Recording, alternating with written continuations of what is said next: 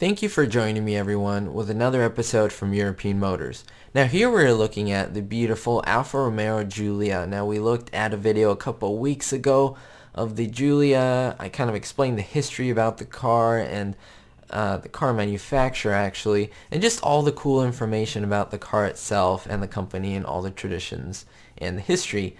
Now of course we're going to have the Giulia sedan, which will be pretty much the foe to the BMW M3. It will also be the foe to the C63 AMG as well. And so this is a pretty formidable vehicle right here. Now what this article is basically alluding to is that there is actually a wagon in the works.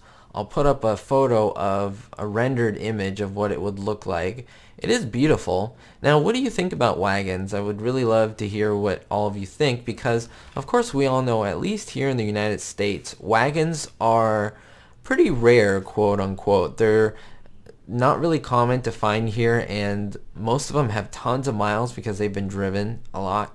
And even when shopping for one, it's really difficult to find just a wagon in any state. There are some, but it is not the most popular type of car to find and look for here in the States.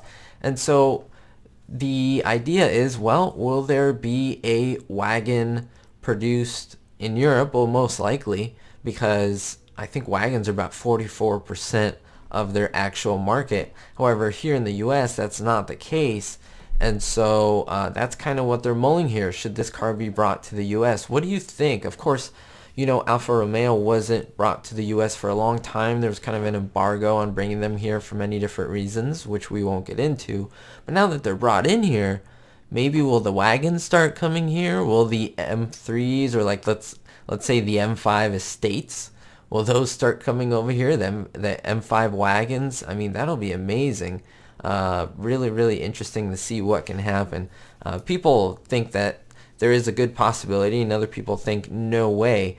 But it's really interesting to see that how many of these they want to make. They want to make about 75,000 and 100,000 units of the Giulia. That is an enormous amount of vehicles.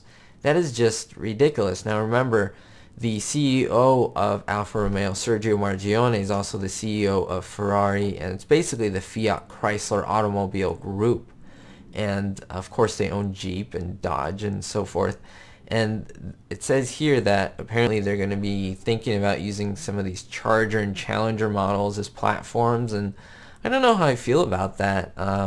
It's not to say that they're not good vehicles, but now when we start mismatching parts, I'm just wondering about quality. I'm wondering about quality control, and if there's really going to be a focus on quality over quantity, more sales versus a good product. So what do you think about the Giulia? What do you think about the wagon in the works? Should it even be brought to the US? Is there a market for it? Would you buy one? I would love to know.